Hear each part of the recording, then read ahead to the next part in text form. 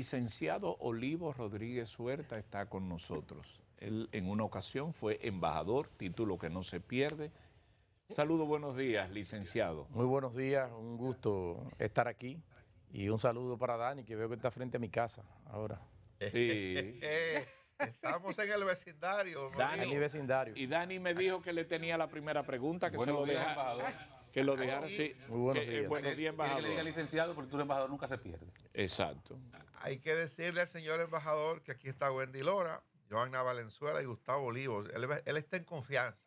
Adelante, don Dani. Mire, yo quiero conocer de manera particular, a propósito de este tema tan llevado y traído, lo de la ley de extinción de dominio, quiero iniciar la conversación de esta mañana preguntándole a Olivo Rodríguez Huerta, que es un abogado experto en derecho administrativo y que conoce muy bien el tema constitucional, su opinión sobre el proyecto, si entiende que ciertamente la aprobación del proyecto tal y como se ha aprobado en el Senado de la República pudiera motivar, en el caso de convertirse en ley así, algunas observaciones del Tribunal Constitucional.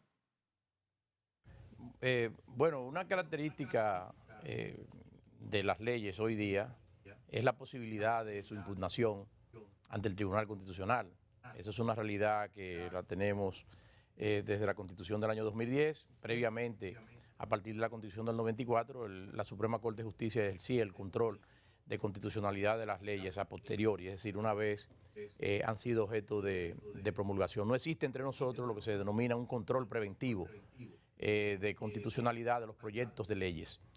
Y el tema del proyecto de extinción de dominio ha generado un gran debate en la comunidad académica. El grueso de los constitucionalistas se ha inclinado por posiciones que van unas sobre la naturaleza de esa ley, que debe ser aprobada conforme a los trámites de los procedimientos que rigen las leyes orgánicas. Por otra parte, algunos de ellos también han mostrado severas objeciones ya respecto del instituto de la extinción de dominio como tal. Mi posición, yo creo que todo el país la conoce. Yo he escrito en varias ocasiones en el Listín Diario sobre el tema. He abogado por una figura como esa desde finales del siglo pasado, principios de este siglo. Acompañé en el proceso de discusión de la reforma constitucional del año 2010 y fui también promotor de que una figura como esa yo la considero como un instituto necesario de cara al combate de la criminalidad organizada. Pero es un instrumento que hay que verlo tal cual fue concebido en los instrumentos internacionales, como una herramienta adicional que debe ser ejercida cuando el proceso penal, que debe ser siempre lo principal para disponer o ordenar el decomiso de bienes, se revele insuficiente o no sea posible. En muchas ocasiones no es posible seguir el proceso penal porque las personas se han evadido y no hay juicio penal. Sin la persona no tenemos los viejos juicios en contumacia. Cuando por una razón u otra no es posible ya el decomiso por aspectos y técnicas de carácter procesal, de manera que en determinados supuestos es que debe operar a título complementario y excepcional esta figura. Otro aspecto es que como parte, ¿no?, de una transformación que fue teniendo, sobre todo en América Latina, el tema de qué ilícitos pueden dar lugar a la acumulación o adquisición de bienes que puedan ser objeto de un procedimiento como este, se ha ido extendiendo más allá de lo necesario, porque esto ha sido concebido para ilícitos que son capaces de generar la adquisición de de una gran masa y cantidad de activos. Es decir, eso no puede ser utilizado como un instrumento general. Y me parece que ese fue parte del problema. Otro problema que ha tenido la ley...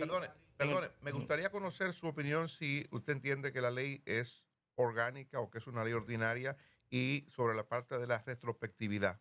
Mire, en principio yo me he decantado porque en una ley de extinción de dominio dirigida exclusivamente a los bienes que fueron adquirido con el producto de actividades ilícitas, ese proceso de extinción de dominio como tal no debiera ser una ley de naturaleza orgánica. ¿Por qué?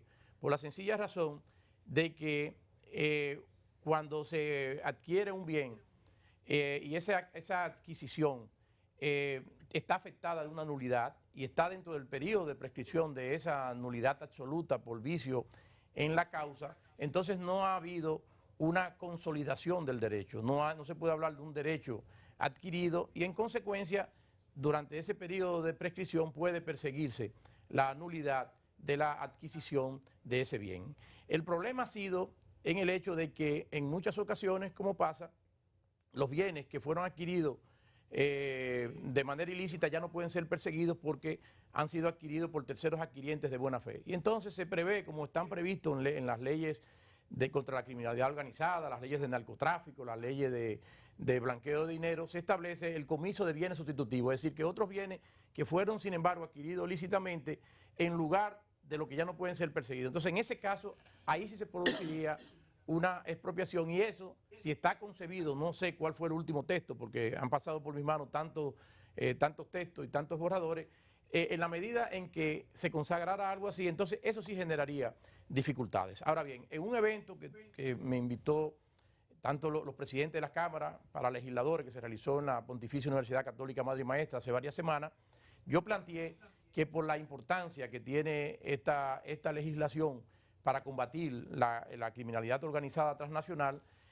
yo entendía que el debate de si orgánica u ordinaria no deja de ser y tener una importancia más formal, y que yo llamaba a los legisladores que aprobaran esta iniciativa realmente de manera unánime, todos votaran a favor de la misma y que el tema central no sea ese aspecto formal del procedimiento. Entonces, esa es mi posición.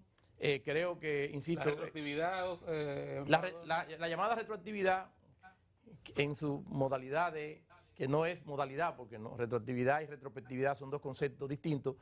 Lo que hemos dicho es que si está dentro del periodo de prescripción, no puede haber una retrospectividad indefinida, porque aquí, en el de derecho nuestro, una adquisición, un contrato que haya dado que esté afectado de nulidad, no puede ser perseguido su nulidad luego de transcurrir el plazo de prescripción. En el caso nuestro, en la República Dominicana, ese plazo es el de los 20 años.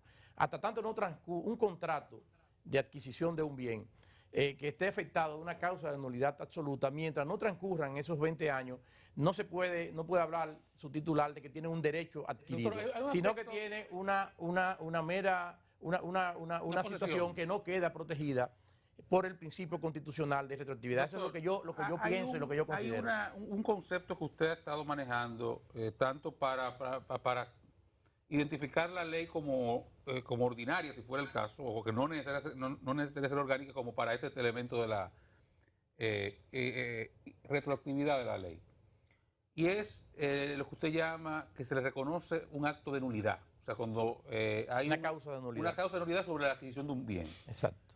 ¿Qué determina esa causa de nulidad? Bueno, la causa ilícita, si usted Pero ¿cómo yo determino que es un ilícito si no hay un procedimiento penal anterior que lo determine? ¿Quién dice, mire, ese bien fue adquirido ilícitamente? Si no es un juez, después de haber corrido los tramos que debe recorrer una causa en un tribunal. Mire, Oscar, para darle respuesta a su inquietud, que se la formula casi el universo de la ciudadanía, estas leyes no son leyes simpáticas, son realmente mecanismos, digamos, extremos que se justifican en cuanto vienen a combatir grandes patrimonios ilícitos.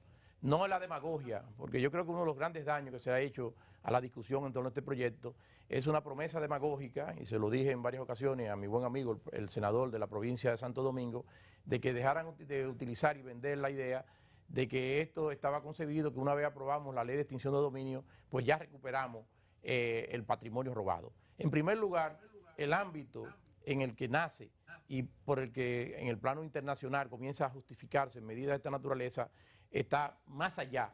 Incluye los temas de corrupción, por supuesto, pero no son necesariamente los temas de corrupción los que generan los grandes capitales y las grandes masas de patrimonio que son capaces de subvertir el orden político y económico de los estados. Entonces, ese es un aspecto importante. El segundo aspecto para dar respuesta es que, consciente de lo polémico de una figura como esta que se sale del mecanismo tradicional para decomisar bienes sin compensación, que es el proceso penal, y el proceso penal debe ser el espacio. O sea, una persona que acumula una gran masa de bienes producto de actividades de la delincuencia transnacional organizada o de la corrupción, si puede ser perseguido, no puede ser premiado con un proceso de extinción de dominio. El proceso que debe ser llevado es el proceso penal, la sanción penal y el correspondiente decomiso de esos bienes. Eso debe ser la opción A en una política criminal correcta frente a esos fines. Ahora bien, ¿qué es lo que quiero decirle? Esos mecanismos extremos, odiosos que se ven, es precisamente lo que llevó a que la Constitución del año 2010 se incorporara directamente la mención y la figura como algo distinto del proceso penal. ¿Entiende? Y el hecho de plasmar en la Constitución una ley puede regular los procesos de extinción de dominio, ese concepto de extinción de dominio tiene una carga dogmática asociada al mismo, que todo el mundo conoce, y precisamente se eleva a categoría constitucional porque se podría salir de esos cauces normales. Ahí todo está correcto hasta el punto que llegamos a la ley que tenemos, porque usted está hablando de doctrina. Cuando vamos a la ley que tenemos, esa ley está totalmente desvirtuada sobre el concepto de extinción de dominio. Entonces ya estamos hablando de regulación o de violación de derechos adquiridos como el derecho de la propiedad. Una cosa es que haya un extraditable, que es el concepto de la ley.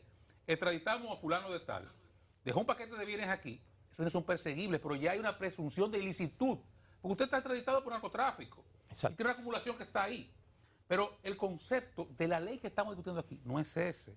Bueno, si la desvirtuamos, la doctrina puede no ser agradable, no hay problema, no es que sea simpática o no, es que sea legal, que sea constitucional. Bueno, y lo que estamos haciendo aquí parece que salió justamente lo que te quería decir, sin entrar a esa consideración, yo vuelvo, insisto, no se puede hablar de retroactividad cuando la adquisición del bien está dentro del periodo para declarar la prescripción de su adquisición lícita. Y no se puede hablar de que hay retroactividad porque pura y simplemente el derecho no ha entrado definitivamente en el patrimonio, no se ha consolidado y en consecuencia las reglas no pueden ser las de una adquisición. Ahora bien, lo que sí era y hubiese sido inconstitucional a la luz nuestra es que quedara abierto el tema de esa imprescriptibilidad y que desconociera la situación jurídica consolidada por el hecho de que durante el lapso previsto por la ley para declarar la nulidad de una adquisición no haya pasado. Si pasó ese plazo de prescripción, el derecho se consolidó. Y en consecuencia, la única forma sería de privar del derecho de propiedad es con una contraprestación, como prevé la Constitución para los casos de expropiación por causa de utilidad pública o interés social. Pero, insisto, es una figura polémica y no puede haber, insisto, violación a la Constitución, porque señalo que no es doctrina, yo me refiero a una carga dogmática del contenido de lo que es la extinción de dominio, de lo que está asociado a la extinción de dominio, cuando ya figura directamente en la Constitución. Y un intérprete de la Constitución no puede pensar en que una disposición que está en la Constitución viene a colidir con otra disposición que está en la Constitución, porque las reglas que rige en materia de interpretación constitucional, y aquí me perdonan los constitucionalistas, pues yo no soy constitucionalista, yo soy un artesano del derecho, un estudioso, un impulsor del derecho administrativo, pero lo que considero es que no se pueden intercambiar ese tipo de aspectos. Doctor, el Senado Olivo, pidió una consulta. No. El Senado, el presidente del Senado y el presidente de la Cámara de Diputados tuvieron a bien invitarme a un evento para legisladores que se desarrolló en la sede de la Pontificia Universidad Wendy Lora tiene una pregunta para usted, la Super 7. Wendy, ¿cómo estás, Olivo? Una gran jurista y muy conocedora de los temas de la criminalidad organizada transnacional. Mismo es. Gracias por tu consideración. Olivo, ¿tienes cierta paternidad de la ley 7202 y de la ley 155? No que digas son las eso, leyes de porque lavado. Para que no me vayan a hacer un atentado por ahí. Sí, pero tienes cierta paternidad de ambas leyes. Hay un aspecto que no se ha discutido de ese proyecto de ley de extinción de dominio y me gustaría conocer tu opinión. Establece el proyecto que existe la posibilidad de que habiendo hecho una investigación en el Ministerio Público y habiendo archivado, y uno de los supuestos de archivo es, por ejemplo, que no hubo un delito, el Ministerio Público archiva porque no hubo un delito, y que pudiera posteriormente entonces abrir un caso por extinción de dominio. Si estamos hablando de que vamos a perseguir por extinción bienes no lícitos y archivé porque no hay un delito, ¿cómo coexisten ambos elementos? Bueno, eso es un supuesto desde el punto de vista técnico que podría atacar la procedencia del ejercicio de la acción. Yo vuelvo e insisto, todas estas complicaciones vienen por no ubicarnos en el contexto en que desde la escala universal fue promovido, sobre todo en la Convención de Mérida contra la Corrupción, esta figura, supuestos excepcionales en los que el proceso que debe ser llevado para decomisar bienes como regla general, que es el proceso penal, se convierta en imposible o inefectivo por distintas causas, sobre todo imputable a la persona que generó esos recursos que han dado lugar a la adquisición de bienes ilícitos. Si hubiésemos partido, yo lo advertí en un artículo el año pasado en el Listín Diario, y el llamado, incluso hacía el llamado al amigo americano, así lo decía en mi artículo, era que nos encamináramos por las líneas trazadas por la Convención de las Naciones Unidas contra la Corrupción en el tema de cómo enfocar esa naturaleza residual y subsidiaria de la extinción de dominio. Mientras, Libo, insisto, mientras sea posible el decomiso a través del proceso penal, no debiera haber extinción y procedimiento de extinción de dominio, porque la extinción de dominio Olivo, es una herramienta adicional, un instrumento último, si se quiere, de última instancia para evitar que grandes patrimonios provenientes del crimen organizado transnacional queden circulando, le den poderío económico que puedan con ello subvertir el funcionamiento de las instituciones democráticas, el funcionamiento del buen orden socioeconómico en los estados, que Olivo, es la pero misma razón que justifica el decomiso de los grandes patrimonios producto del tráfico de drogas, del tráfico de personas, del tráfico de órganos humanos, de la corrupción, etcétera. Sabemos que es muy complicado, pero para que la gente nos entienda, ¿qué hacer con la seguridad jurídica? Si ya me pasé 3 años en un proceso penal, me descargaron porque no me probaron el delito y luego me abren un proceso por extinción de dominio. Porque como está hoy en día el proyecto, Olivo, eso es posible. Bueno, yo no he tenido la dicha de ver la última versión. Han sido muchas versiones que han ido cambiando, pero fíjate, Wendy, que lo que estás planteando es un supuesto específico, es decir, no podemos convertir en regla lo que es una excepción que sería un supuesto particular de posible inconstitucionalidad por atentar en ese caso contra la seguridad jurídica, o lo que es lo mismo que yo les decía, del comiso sustitutivo, es decir, bienes lícitos que vienen a ocupar el lugar de bienes ilícitos pero que fueron transferidos a tercera buena fe. Ahí tampoco podría operar el mecanismo de la extinción de dominio. Lo que yo sí digo, y creo que es importante, he abogado por eso durante los últimos 20 años, de que este instituto es un instituto útil de cara al combate de los patrimonios de la criminalidad organizada. El tema aquí ha sido convertir esto como en la varita mágica, en la solución de los problemas de la corrupción. Y como decía el doctor Balaguer, la corrupción es tan antigua como la humanidad misma. Entonces, no es verdad que a través de ley y a través de mecanismos usted va a erradicar males que muchas veces están en la médula. De la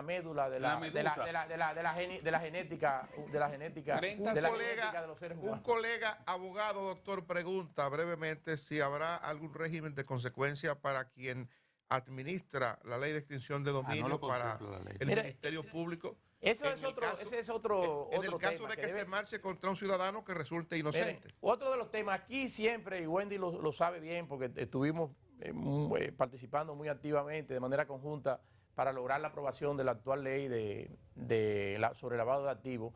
Aquí el problema en torno a todas estas leyes siempre es que queremos estar repartiendo antes de aprobar la ley. La preocupación y todo el tema se centra en cómo se van a repartir los bienes y a quién se le van a distribuir.